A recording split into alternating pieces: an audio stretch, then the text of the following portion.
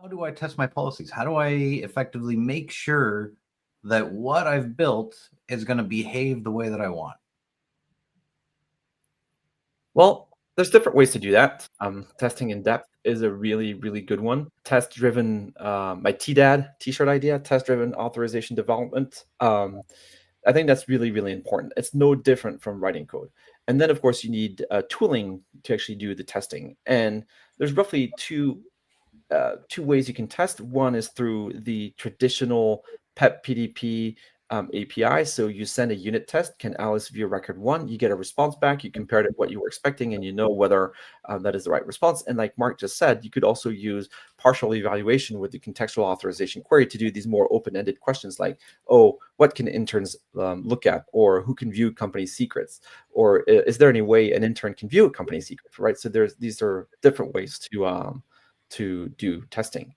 And one of our colleagues in the customer facing team actually wrote a tool, maybe a couple of years ago now, which he quite rightly called the policy testing framework. It is actually a tool that is accessible on our GitHub. So that's where the QR code is going to take you to.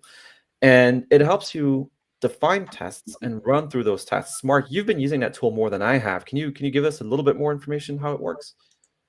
Yeah, so this could turn into an hour-long discussion, but essentially is it allows you to write a set of tests. So you can provide a set of attributes and provide what your expected response is, permit or deny. And you can also define what obligation and advices you're expecting to get back. You can say, hey, if given these attributes, I expect this result, and it gives you a pass-fail. You can do this with attribute connectors, or policy information points, or without. So you can take complete control of the values of the attributes. So it's a real great way. It's like, hey, once you make a change, you just rerun the test and make sure it's still behaving. You can run them in mass. You can get a little report like this that shows the results. And then it also provides tracing. So in here, we're showing that, hey, a test failed. And it also will help you understand why it failed. And I believe that's where we're headed next, is with the visual tracing of the policy tree. It can show you where it went, where the decision came from. So then you can quickly understand, it's like, oh, I expected a permit, but I got a deny on this test. You can understand why it failed really quickly.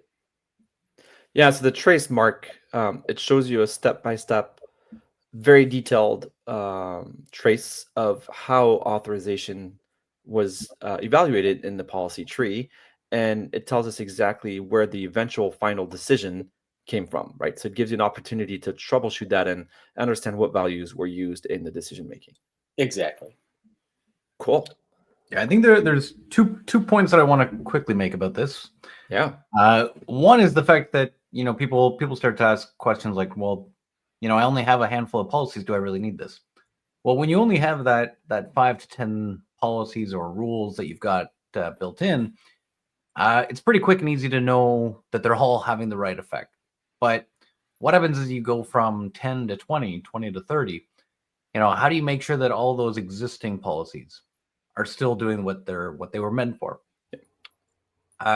This way, as your policies evolve, as your compliance standards change, as the security policies change, you're able to make sure that even if it is the 30th or 40th policy, they're all still giving you the behavior that you want. The other aspect is, again, your policies aren't just simple. If you're this user, you can have access to this. It really is that leaf and tree like structure that can really balloon over time in the complexity. Having this trace lets you really fine tune and get to the bottom of understanding your policy to make sure that, again, you are getting that expected behavior.